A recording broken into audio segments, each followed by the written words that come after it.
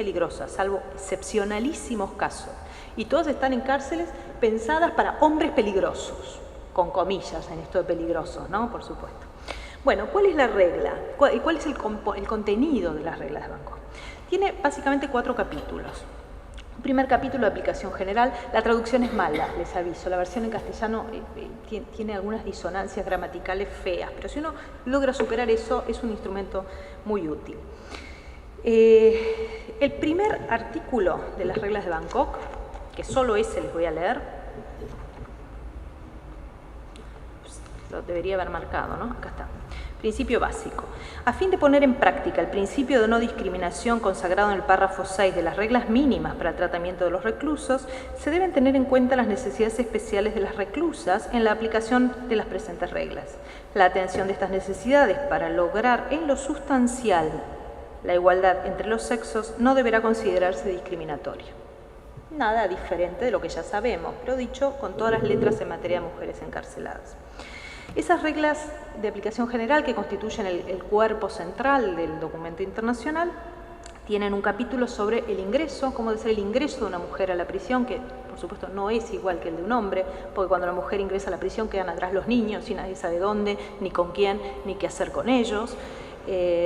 Así que ahí hay una nota puntualmente sobre esto y hay una nota y hay varios artículos que contemplan puntualmente la sobrerepresentación de violencia de género que sufren las mujeres presas. Digo, el porcentaje de mujeres víctimas de violencia de género presas es muy superior al porcentaje de mujeres víctimas de violencia afuera.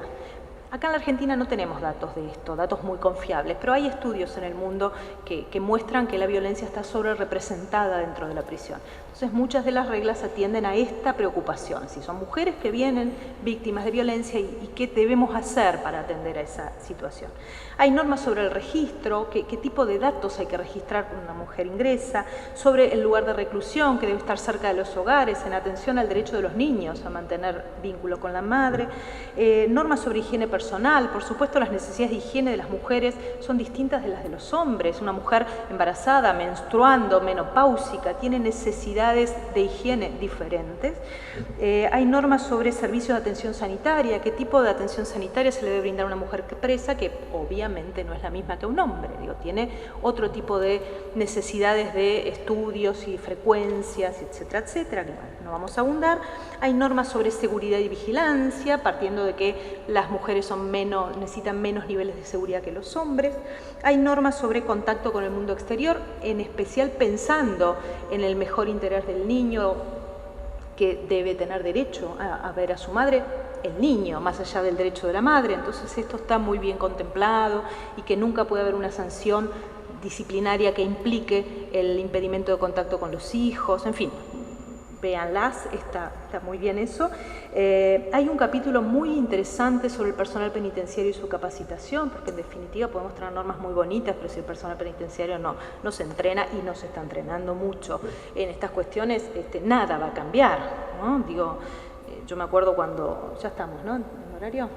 No me acuerdo nada. Y finalmente, como para cerrarles el panorama, tienen un capítulo sobre mujeres condenadas, mujeres procesadas, un capítulo 3 sobre sanciones no privativas de libertad y un último capítulo que invita a los estados a realizar investigación en materia de mujeres privadas de libertad. En definitiva, lo que ya con esto termino, es imprescindible que nos involucremos cuando hay una mujer priva de libertad en estas cuestiones de género. No es una moda acá, es un tema de justicia. Digo, nosotros no podemos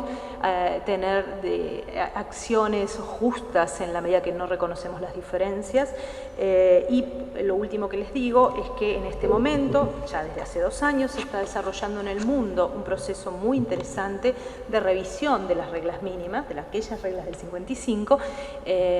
Hubo una reunión en Buenos Aires hace año y 3 meses,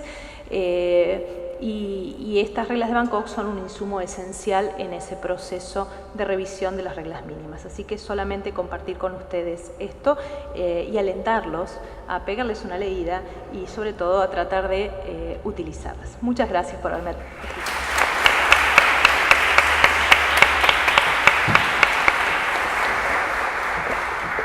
Bueno, ahora tomará la palabra el doctor Luis Niños, juez titular del Tribunal Oral en lo Criminal número 20 y profesor de la Universidad de Buenos Aires.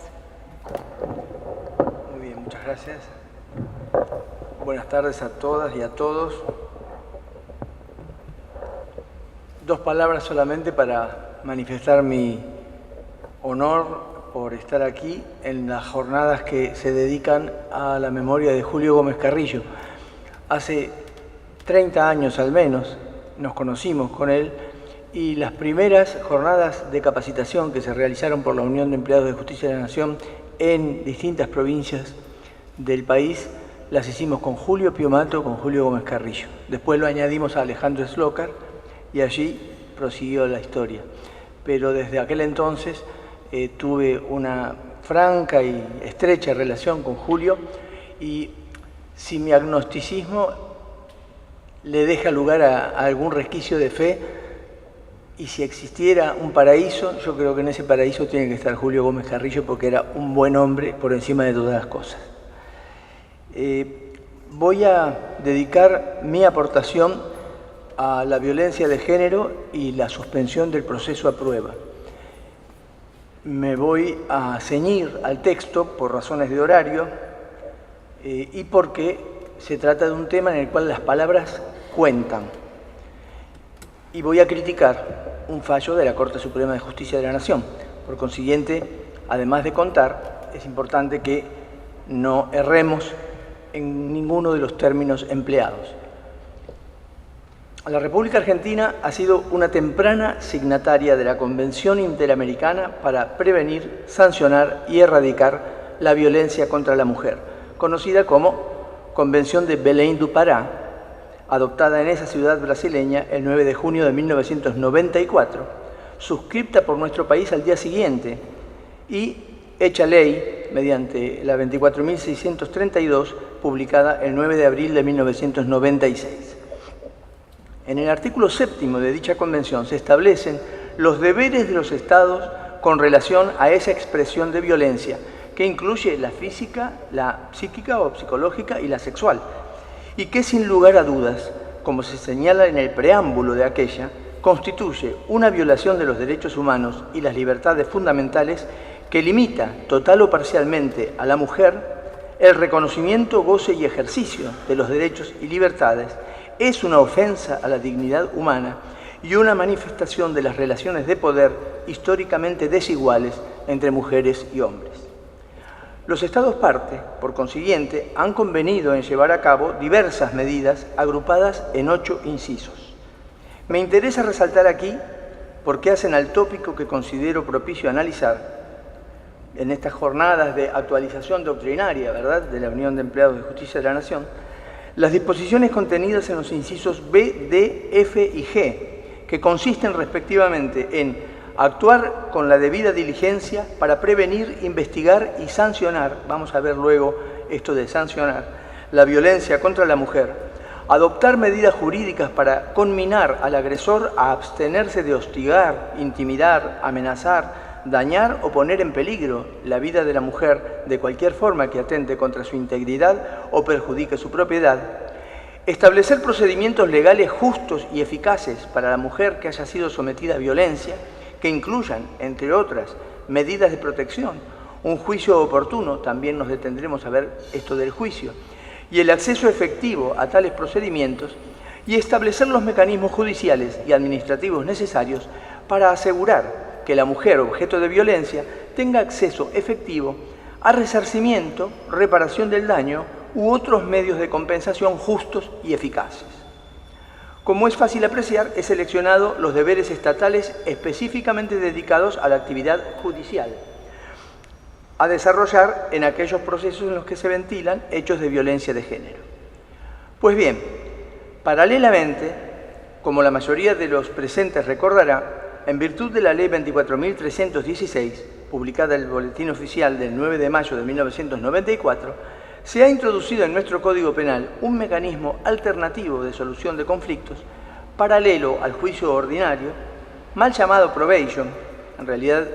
si vamos a hablar de la nomenclatura internacional, sería una diversion. No tenemos tiempo ahora, en todo caso lo haremos luego. en cuanto a diferencias específicas entre probation y diversion, consistente en la suspensión del proceso a prueba del que se ocupan los artículos 76 bis a quater de ese cuerpo de leyes, del Código Penal. El 23 de abril de 2013, la Corte Suprema de Justicia de la Nación, frente a un recurso deducido por el fiscal general de la Cámara Federal de Casación Penal en la causa Góngora, Gabriel Arnaldo, apelando básicamente a lo dispuesto en los incisos del artículo 7º de la Convención Interamericana que antes mencionábamos, revocó el pronunciamiento de una sala de esa Cámara que se expedía en el sentido de que la obligación de sancionar aquellos ilícitos que revelan la existencia de violencia especialmente dirigida contra la mujer no impide a los jueces la posibilidad de conceder a un imputado de haberlos cometido la suspensión del juicio a prueba previsto en el artículo 76 bis del Código Penal. Mi cometido es entonces poner de relieve los argumentos que el máximo tribunal de la Nación expuso en esa ocasión para seguidamente darles a conocer los razonamientos que han llevado al Tribunal Oral en lo Criminal número 20, integrado por la doctora Gabriela Mayo, el doctor Pablo Laufer aquí presente, y quien les habla, a insistir en la posibilidad de proceder a tal concesión sin desobedecer por ello a las obligaciones internacionales contraídas por nuestro país al sancionar la Ley 24.632,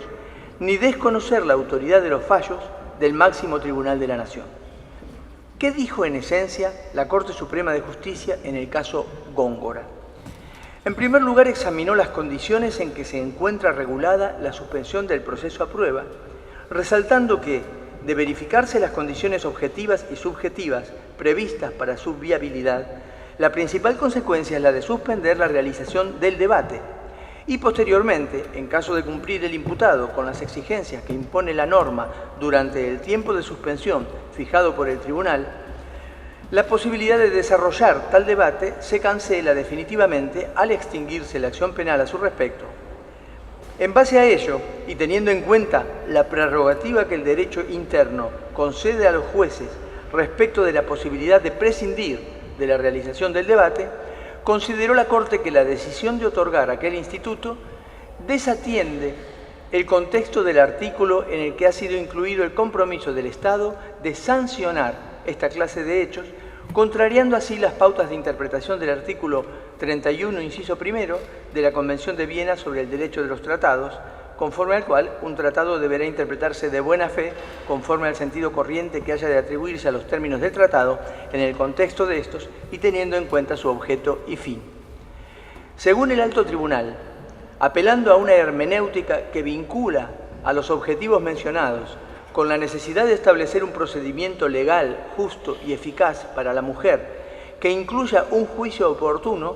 se impone considerar que en el marco de un ordenamiento jurídico que ha incorporado al referido instrumento internacional, la adopción de alternativas distintas a la definición del caso en la instancia del debate oral es improcedente. Prosiguió la Corte considerando que el sentido del término juicio, expresado en la cláusula en examen, resulta congruente con el significado que en los ordenamientos procesales se otorga a la etapa final del procedimiento criminal, ejemplificando con el libro tercero del Código Procesal Penal de la Nación. En tanto, únicamente de allí, sostuvo, puede derivar el pronunciamiento definitivo sobre la culpabilidad o inocencia del imputado, es decir, verificarse la posibilidad de sancionar esta clase de hechos exigida por la Convención. Volveré luego sobre ese preciso ejemplo. A ello añadió que el desarrollo del debate es de trascendencia capital a efectos de posibilitar que la víctima asuma la facultad de comparecer para lograr el acceso efectivo al proceso, como reclama el artículo 7º de la Convención. Pero agregó nuestra Corte Suprema de Justicia de la Nación algo que no está contemplado en dicho artículo con la frase «en pos de hacer valer su pretensión sancionatoria», que no figura en el tratado en cuestión, toda vez que, como ya señalamos, lo que requiere el texto interamericano es, de una parte, medidas de protección, un juicio oportuno y el acceso efectivo a tales procedimientos, y de otro, el acceso efectivo a resarcimiento, reparación del daño u otros medios de compensación justos y eficaces. Por último, la Corte Suprema de Justicia descartó el argumento mediante el que se pretendió asignar al ofrecimiento de reparación del daño que exige la regulación de la suspensión del juicio a prueba, la función de garantizar el cumplimiento de lo estipulado en punto a resarcimiento, reparación u otro medio compensatorio, afirmando dogmáticamente que ninguna relación puede establecerse entre ese instituto de la ley penal interna y las obligaciones asumidas por el Estado en virtud de la norma convencional en cuestión, y concluyendo que asegurar el cumplimiento de esas obligaciones es una exigencia autónoma y no alternativa respecto del deber de llevar adelante el juicio de responsabilidad penal al que se refiere el inciso F del artículo 7º de la Convención. Y aquí también vale añadir que el inciso mencionado de la Convención no habla de juicio de responsabilidad penal, sino meramente de juicio oportuno. Con fecha 13 de febrero del corriente año, el Tribunal Oral en lo Criminal del que formo parte resolvió por unanimidad, sin perjuicio de dar por conocido el pronunciamiento del Supremo Tribunal Nacional en el fallo Góngora, las nuevas razones que le conducen a estimar compatibles la obligación internacional asumida al incorporar al ordenamiento jurídico interno la Convención de Belém do Pará y la posibilidad de conceder el instituto de suspensión del proceso a prueba al imputado por un ilícito vinculado a la violencia de género. Obviamente no a cualquier imputado, a determinados imputados según los casos y las características de cada caso. Se reconoció allí, y citaré textualmente, que la Corte Suprema de Justicia de la Nación ha tenido ocasión de pronunciarse sobre el particular, en el famoso caso Góngora, y a la luz de lo que se expresa en el considerando séptimo, segundo párrafo de dicha resolución, cabría concluir que resulta improcedente la adopción de una alternativa diferente a la definición del caso en la instancia de debate oral cuando de violencia de género se tratare. Ello no obstante, a poco que se examinen las razones en que se funda tal acerto del alto tribunal, emergen sombras que dan margen a una relativización de tal premisa. En primer lugar, la elucidación del alcance semántico del término juicio, que se ensaya en el párrafo subsiguiente de ese mismo decisorio, practicando una sinonimia con la etapa final del procedimiento, dado que únicamente de allí puede derivarse el pronunciamiento definitivo sobre la culpabilidad, en supuesta congruencia con el significado que en los ordenamientos procesales se le otorga, colide, o como decimos acá, colisiona precisamente con ordenamientos de nuestro medio en los que se involucra bajo el epígrafe juicios e inclusive bajo el título juicio común a modalidades claramente alternativas a la del proceso ordinario, como sucede, a guiso de mero ejemplo, con el instituto de omisión de debate previsto en el artículo 324 del Código Procesal Penal de la provincia de Tierra del Fuego. O sea, hay ordenamientos procesales argentinos donde se habla de juicio, y juicio puede ser juicio, omisión de debate, juicio ordinario y demás. En segundo término, y en consonancia con lo anterior, no parece que el fin de dilucidar la existencia del hecho o hechos de violencia se vea fatalmente resentido por la operatividad de un mecanismo que obliga a quien pretende movilizarse en su favor a ofrecer una reparación a la damnificada por aquellos. Antes bien, luce más afín a la meta de un acceso efectivo a resarcimiento o reparación del daño, postulado por la propia Convención en el inciso G del mismo artículo 7º, una vía procedimental que establece formal y materialmente tal requisito, en tanto que en la clásica vía procesal ordinaria la víctima ha operado in illo tempore y hasta nuestros días como un mero medio de prueba en lugar de respetársela como parte interesada en el conflicto, en lo que se ha dado en llamar con justa razón la confiscación de ese conflicto. Que el estado de inocencia del imputado quede resguardado en el caso de la suspensión del proceso, lejos está de desconocer la condición de víctima de la receptora de una reparación que es condición ineluctable para la promoción de dicho trámite. Lo propio cuadra afirmar cuando se esgrime como óbice el acceso efectivo a proceso por parte de la mujer, con una importante salvedad que reafirma lo expresado en párrafos anteriores. La Convención no habla de pretensión sancionatoria en cabeza de la víctima. Fuera de juicio oportuno, frase cuyo real contenido ya cuestionamos, el importante documento interamericano prevé medidas de protección artículo 7º, inciso F, así como, según lo recordamos, de resarcimiento, reparación del daño u otros medios de compensación justos y eficaces, artículo citado, inciso G. Por otra parte, debe relevarse la existencia de las reglas mínimas de las Naciones Unidas sobre las medidas no privativas de libertad, las reglas de Tokio, adoptadas por la Asamblea General de dicho organismo en su resolución número 45/110, instrumento en el que queda expreso el carácter de sanciones de medidas tales como el régimen de prueba y vigilancia judicial, artículo 8º, inciso 2, literal H, la imposición de servicios a la comunidad, idem, literal L,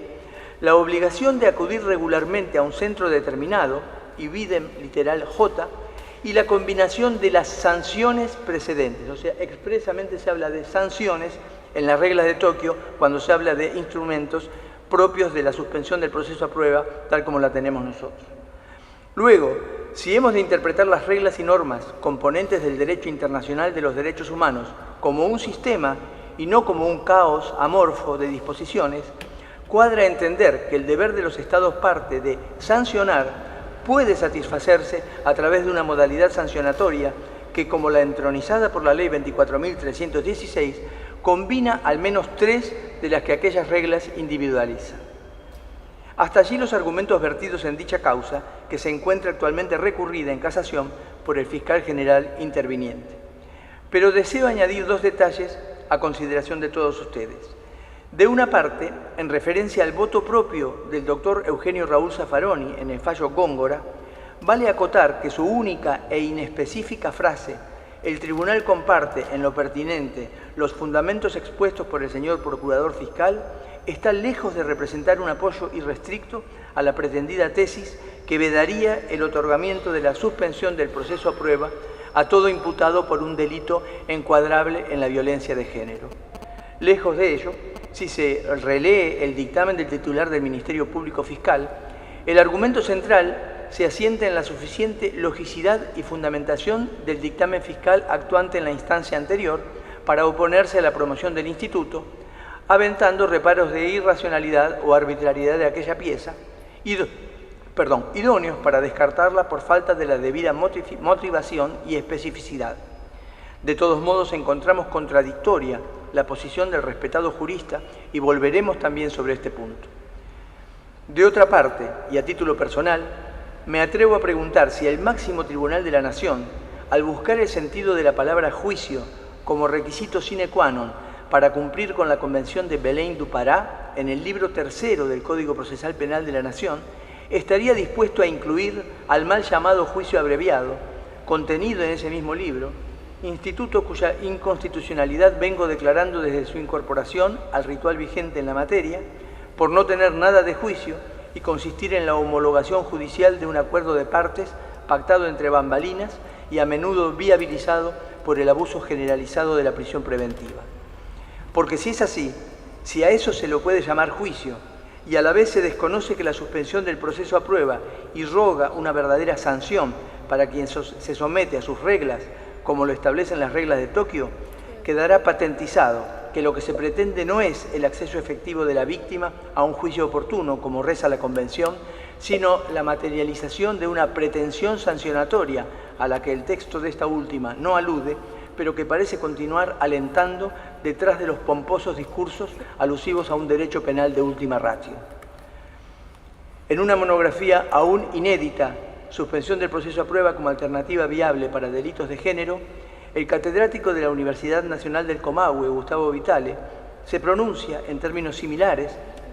respecto de los múltiples reparos que merece el fallo Góngora a la luz de la construcción de un Estado constitucional de derecho. En tal sentido, en concordancia con lo sostenido por el tribunal que integro, destaca la errada aplicación de la propia Convención de Belém do Pará, ya que el término sancionar tiene un alcance muy amplio y comprende a los mecanismos de abordaje de conflictos que, como la suspensión del proceso penal a prueba, afectan derechos de la persona sometida a proceso, por lo que tiene un contenido claramente sancionador. Añade que no puede interpretarse literalmente tal vocablo, sino que, por propia imposición de la normativa suprema, prevalece la interpretación restrictiva de toda cláusula que coarte los derechos y libertades de los imputados de delito, y a la inversa corresponde la interpretación amplia de la que reconozca o consagre derechos del individuo frente al poder de los Estados, con cita del artículo 29 de la Convención Americana sobre Derechos Humanos. Recuerda asimismo que la propia Corte Suprema Argentina sostuvo en los fallos Acosta y Norberto, dedicados justamente al tema de la suspensión del proceso a prueba,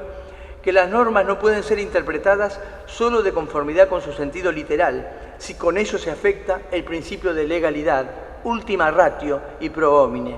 recordando que el principio de legalidad, artículo 18 de la Constitución Nacional, exige priorizar una exégesis restrictiva dentro del límite semántico del texto legal, en consonancia con el principio político criminal que caracteriza el derecho penal como la última ratio del ordenamiento jurídico y con el principio pro homine que impone privilegiar la interpretación legal que más derechos acuerde al ser humano frente al poder estatal.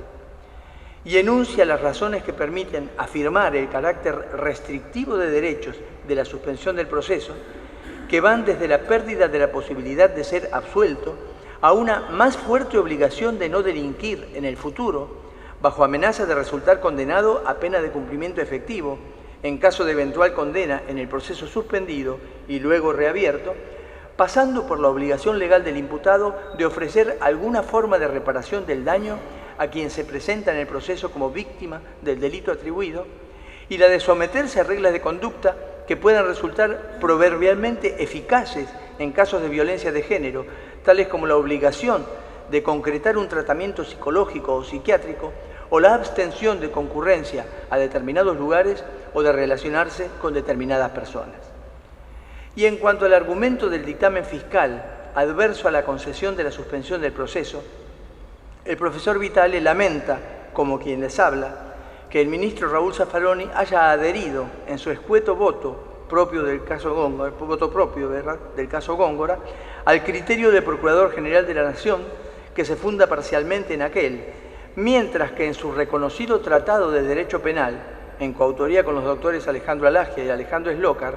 adoptando una posición claramente contraria a la asumida frente a este caso, enfatiza, como crítica constitucional al texto legal vigente,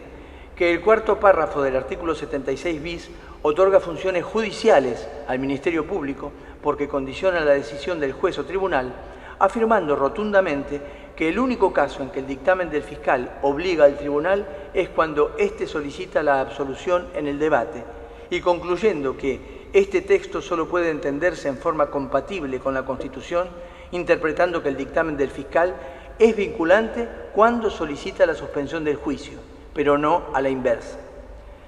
Por si todo lo expuesto fuera poco, Vitale nos recuerda que el artículo 18 de las directrices sobre la función de los fiscales aprobadas en el 8º Congreso de las Naciones Unidas sobre prevención del delito y tratamiento del delincuente, celebrado en 1990, dispone lo siguiente: de conformidad con la legislación nacional, los fiscales considerarán debidamente la posibilidad de renunciar al enjuiciamiento, interrumpirlo condicional o incondicionalmente, o procurar que el caso penal no sea considerado por el sistema judicial, respetando plenamente los derechos del sospechoso y de la víctima. A estos efectos, los Estados deben explorar plenamente la posibilidad de adoptar sistemas para reducir el número de casos que pasen a la vía judicial, no solamente para aliviar la carga excesiva de los tribunales, sino también para evitar el estigma que significan la prisión preventiva, la acusación y la condena, así como los posibles efectos adversos de la prisión. Bien, con esto quedan expuestas las posiciones, la de la Corte Suprema de Justicia de la Nación, contradictoria con anteriores pronunciamientos de ella como Acosta y Norberto en este fallo Góngora, la postura de mi tribunal en ese caso que les acabo de exponer y el respaldo de doctrina calificada como la del doctor Gustavo Vitale. El resto seguramente vendrá con el debate. Muchas gracias por todo.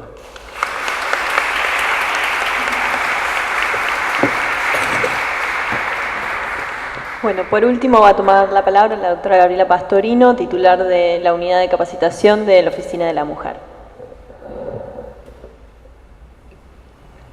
Eso, dejamos las preguntas para después. Sí. Bueno, Voy a agradecer primeramente el haber invitado a la Oficina de la Mujer a participar, fundamentalmente en esta mesa que hace a la cuestión de género. Y luego, teniendo en cuenta la hora y lo que ha dicho Shakespeare en su momento, como la brevedad es el alma del ingenio, intentaré ser breve. Yo creo que si me lo pones mucho, retumba demasiado, ¿sí? ¿Al revés? Ah, bueno. Digan si hay demasiado eco. Bueno, parte de lo que han dicho lo voy a resumir, digamos, lo voy a retomar, pero resumido para que quede más armadito. Bueno, diversos tratados internacionales que ha suscrito el Estado argentino, y particularmente la Convención sobre la Eliminación de todas las formas de discriminación contra la mujer, que es el llamado CEDAW, del año 79, y la Convención Interamericana para prevenir, sancionar y erradicar la violencia contra la mujer, que es la conocida como Convención de Belém do Pará, del año 94, no tan bien dicha como la dice el doctor Niño, le imponen a la Argentina el deber de implementar políticas públicas para erradicar justamente la violencia contra la mujer. En el año 2009, el Congreso de la Nación sancionó también la Ley 26.485, que según mi punto de vista a lo mejor fue supernumeraria, porque yo creo que ya con estas convenciones y con la vieja ley sobre violencia doméstica, que es la 24.417, hubiéramos estado bien. De todas maneras, esta ley realmente baja al derecho interno las convenciones, tanto CEDAW como Belém do Pará más específicamente. Bien. Con la convicción de que estas políticas y programas requieren de la colaboración institucional, el Poder Judicial dicta, o mejor dicho, crea el 23 de abril del año 2009 en la Corte Suprema, mediante la acordada 13 del 2009, la Oficina de la Mujer, que queda bajo la égida de la doctora Carmen Argibay. La Oficina de la Mujer impulsó desde su creación un amplio proceso precisamente para incorporar la perspectiva de género, y tiene dos objetivos que ya Carolina había mencionado. Un objetivo puertas adentro, que es el de lograr en las relaciones interpersonales, justamente es decir, el de lograr en las relaciones interpersonales esta nueva forma de relación con la perspectiva de género, y por otro lado el de lograr, merced o gracias a la perspectiva de género, un nuevo servicio de justicia, es decir, en aquellos que vienen a pedir justicia, para aquellos, perdón, que vienen a pedir justicia. El primer proyecto que encara la Oficina de la Mujer, una vez creada, fue el de realizar un mapa de género de la justicia argentina, de toda la justicia argentina, porque se había hecho algún intento, pero nunca fue un intento de todo el país, a fin de relevar justamente la distribución ocupacional por sexo en todo el Poder Judicial de la Nación. Esto permitiría generar índices y estadísticas que proporcionaran información sobre la forma en que se distribuyen los cargos en este poder y la incidencia de varones y mujeres en las decisiones judiciales. Y la verdad es que aquello que habíamos intuido se cumplió en los hechos. Y es que si imaginamos la pirámide judicial, si imaginamos la justicia en forma de pirámide, nos vamos a encontrar en que en los estratos inferiores hay más mujeres, digamos, en toda la justicia hay más mujeres que varones. Hay un 55% de mujeres y el resto de varones. Ahora bien, el porcentaje mayor de mujeres se ubica en la base de la pirámide y sigue siendo superior hasta que llegamos al cargo de secretaria. Una vez que llegamos al cargo de secretaria se empieza a invertir y se da vuelta para cuando llegamos a la cima, y entonces nos encontramos, no sé si logran ver en estas, me parece que son numeritos muy chiquitos, pero básicamente lo que les queremos decir es que hay, por ejemplo, 21% de ministras en los tribunales provinciales, en los altos tribunales provinciales, y 31% de camaristas mujeres en esos mismos tribunales provinciales. Y la baja de mujeres se acentúa todavía más en los tribunales federales, donde solamente un 25% de mujeres llega a camarista. Bien, desde el año 2010, una vez que terminamos con esta primera tarea, desde el año 2010 la Oficina de la Mujer de la Corte, llevó adelante un plan para incorporar finalmente esta perspectiva de género en la justicia argentina. El programa básicamente consiste en la realización de talleres en los que, a diferencia de lo que habitualmente se estila, que es clases magistrales, lo que hemos hecho es talleres, porque la idea no es que venimos a enseñar estos saberes que no hemos tenido jamás en la currícula, porque ninguno de nosotros ha tenido cuestiones de género ni en jardín de infantes, ni en primaria, ni en secundaria, y tampoco en la facultad. De hecho, hoy hay en la facultad alguna materia, pero no obligatoria, empieza a haber. Lo que intentamos hacer es, en estos talleres, a través de un proceso, de taller, en donde lo que hacemos es, mediante un método autorreflexivo y lúdico, obligar a pensar o intentar generar esta reflexión entre todos, donde no venimos con el conocimiento, sino que provocamos el conocimiento en el grupo. Y esto lo hacemos a través de un pequeño, lo que sirve de disparadores, un pequeño video hecho por algún experto que nosotros elegimos, alguien que sabe de la cuestión, porque ninguno de nosotros en la Oficina de la Mujer es experto en cuestiones de género, de las diversas cuestiones que tratamos. Entonces elegimos algunos de los que nos merecen respeto y admiración, y después de una breve intervención de este experto, hacemos ejercicios que provocan esta discusión en el taller. Bien, estos talleres entonces tienen por objeto que quienes se desempeñen en tareas de la justicia, desde el primero al último cargo, adquieran estas herramientas conceptuales que les permitan, en los casos relacionados con temas de género, dar una respuesta acorde con el programa constitucional y los tratados internacionales firmados por nuestro país. Y básicamente, aunque son también los demás, pero básicamente, insisto, nos volvemos a referir a CEDAW y Belém do Pará. Bien, cosa que además hemos descubierto que no todo el mundo, así como hoy descubriste que Bangkok no había sido muy leída, bueno, CEDAW y Belém do Pará tampoco habían sido leídas, pese a que ya tienen muchos años, sí, tal cual. En el caso de, por ejemplo, los juzgados de familia, que por ahí podrían haber tenido mucho más contacto, se conocían la Convención de los Derechos del Niño y yo diría que un par de artículos de la Convención de los Derechos del Niño, pese a que podía ser utilizado directo como si fuera derecho interno. Bueno, la de los derechos de las mujeres brillaba por su ausencia. Bien, al final de cada uno de estos talleres, quienes replicaban, es decir, los que hacíamos de tutores, ofrecíamos a todos los que participaban la posibilidad de escoger entre 3 opciones de un pequeño trabajito que les podía llevar, dependía porque, perdón, Pablo lo mostró y yo no hice, ven que hay 3 posibilidades, porque cada uno de los talleres está dedicado a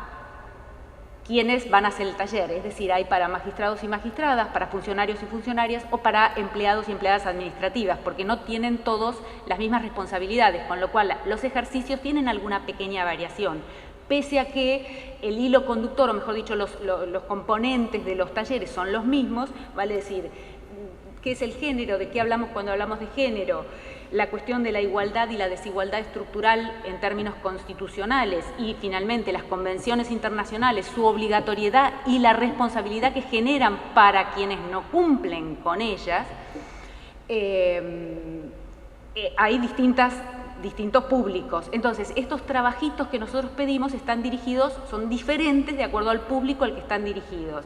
Bueno, esto nosotros lo llamamos contribuciones individuales y estas contribuciones tienen un doble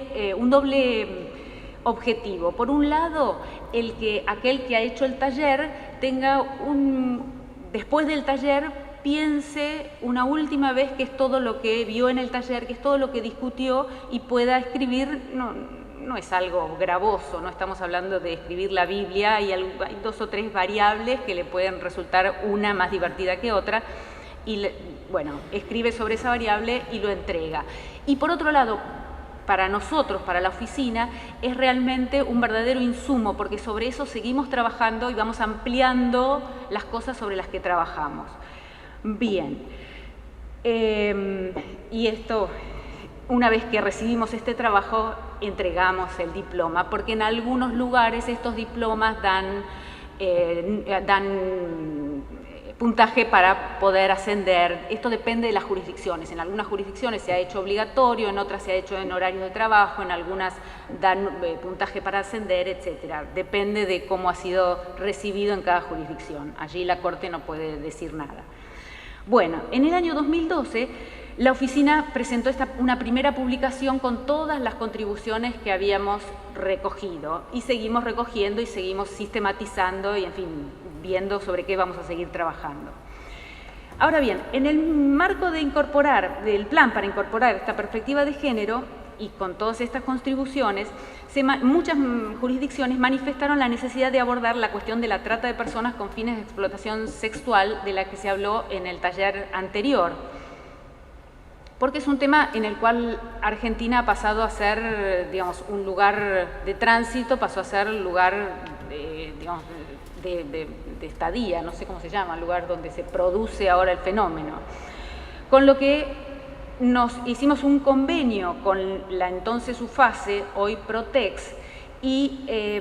armamos algo parecido, un taller similar, una herramienta o protocolo similar al que habíamos armado para género, lo armamos respecto de trata, para sensibilizar en esta cuestión de trata para todos aquellos que trabajan precisamente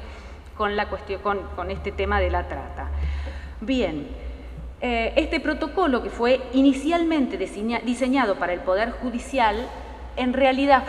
nos fue pedido, se produjo un fenómeno bastante raro, porque de pronto el Senado nos pidió que trabajáramos para el Senado, con lo cual tuvimos que hacer una adaptación y fuimos a enseñar al Senado a trabajar con esta herramienta. Y después las fuerzas de seguridad, el Ministerio de Seguridad nos pidió que trabajáramos para el Ministerio de Seguridad, con lo cual tuvimos que adaptarlo un poco para el Ministerio de Seguridad y dimos talleres para el Ministerio de Seguridad. Y la verdad, mientras estuvo la ministra Garré, lo estuvo saltando al estilo ministra Garré, y la verdad es que vino mucha gente del Ministerio. Finalmente, tuvimos la idea de presentar esto en digamos, internacionalmente. Lo llevamos primero a la Corte Interamericana, luego lo llevamos a la Comisión Interamericana y al Consejo de Estados de la OEA. Y esto generó bastante repercusión, a tal punto que yo no sé si algunos recuerdan, el año pasado la CIM, que es la Comisión Interamericana de la Mujer, hizo acá en Buenos Aires un congreso de 3 días donde vino, yo diría que buena parte de Latinoamérica, de resultas de lo cual, por ejemplo, la Corte Suprema en pleno de Uruguay vino a tomar talleres acá con nosotros, y yo diría que buena parte de los camaristas de Uruguay vinieron a tomar talleres acá, y hoy están empezando a hacer en Uruguay todos los talleres. No solamente eso, sino que hemos exportado, porque vinieron por lo menos 8 países de Latinoamérica, 8 o 9 países de Latinoamérica, a los que les enseñamos a hacer estos talleres, y los han llevado, y ahora estamos haciendo el seguimiento en estos países, y ahora hemos sido invitados a Panamá para hacer también para enseñar a hacer estos talleres en Centroamérica, con lo que, bueno, esto que empezó siendo algo nacional ahora tiene ramificaciones internacionales, y la verdad es que nos da mucho orgullo, nos causa mucha satisfacción. Algunos de los resultados que hemos obtenido, pero acá internos, es que, les pongo para que tengan en claro, el Poder Judicial de Argentina tiene más o menos 80.000 agentes. De estos 80.000 agentes hemos formado más de 800, porque estos datos son un poquito viejos. Más de 800 personas que están replicando, es decir, que son agentes replicadores, están haciendo talleres en todas las provincias, absolutamente todas las provincias. Además, hemos realizado más de 900 talleres, todos estos agentes han realizado más de 900 talleres en todo el país. De estos 900 talleres, más de 25.000 personas, vuelvo a hacer notar que el Poder Judicial tiene 80.000 agentes, más de 25.000 personas ya han tomado estos talleres, y finalmente hemos recibido más de 5.000 de estas contribuciones individuales, de las cuales, digo, sigue saliendo trabajo para nosotros. Por ejemplo, tenemos una base de jurisprudencia que hoy cuenta con casi 1.000 sentencias a las que puede entrar cualquier juez, cualquiera de ustedes podría entrar simplemente entrando a la página de la OM, y allí buscar jurisprudencia y pueden encontrar toda la jurisprudencia de género que empiezan a mandar todos nuestros replicadores. Así que cualquiera que quisiera, por H o por B, tener jurisprudencia de género puede entrar en nuestros datos. Eso, por ejemplo, digamos, estamos trabajando sobre muchos otros proyectos, revictimización, no sé, los lactarios, ahora estamos viendo temas de guardería, en fin, tenemos muchos proyectos. En cuanto al Código Penal, y ahora voy a lo que en principio les interesaría a ustedes, no me voy a referir a figuras concretas, entre otras cosas porque yo no soy penalista, con lo cual acá voy frita. Pero, en tanto la Oficina de la Mujer pertenece a la Corte, la discusión en todo caso se dará a través de decisiones judiciales que arriben a esta máxima instancia de decisión, así que yo mucho de eso no voy a hablar, además de porque no soy penalista. No obstante, me permito hacer una simple mención a que el movimiento de mujeres ha bregado por el reconocimiento de los derechos sexuales y reproductivos y el nuevo proyecto ha hecho caso omiso de este reclamo y por lo tanto seguirán produciéndose muertes, especialmente de mujeres pobres. Ahora bien, la Oficina de la Mujer, pasado este aviso, la Oficina de la Mujer, haciéndose eco de las convenciones internacionales que entienden que la perspectiva de género debe existir en el análisis judicial, y ya vos hablaste de alguna en particular, para favorecer la igualdad de derechos entre el hombre y la mujer. Ahora, más allá de los tipos penales previstos, la transversalización que prodigamos implica el análisis diferencial por sexo, el análisis diferencial por sexo a la aplicación de cada una de las figuras penales y no solo aquellas vinculadas con los temas que prima facie podrían encontrarse vinculados a las mujeres. Y les doy un ejemplo. Sin lugar a dudas, podrían imponerle una pena de 10 años a una mujer o a un varón de 30 años de edad. Ahora bien, para esa mujer podría significar la imposibilidad de procrear. Por lo tanto, la pena no es la misma para un hombre que para una mujer. No importa a cuál vayan a llegar, no me importa, pero tenerlo en cuenta es importante porque no es la misma pena la que se le aplica a un hombre que la que se le aplica a una mujer. En efecto, las mujeres y los varones somos biológicamente diferentes y, por ejemplo, la edad reproductiva en cada uno debería ser considerada a la hora de graduar la pena a imponer. Como pueden ver, esto no depende de un tipo penal específico, sino de quien tiene perspectiva de género y puede aplicar estas diferencias en cada uno de los tipos penales.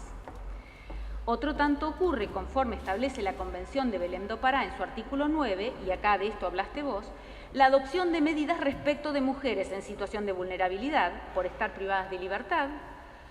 por situación socioeconómica desfavorable, por ser migrantes, por ser niñas o por ser adultas mayores.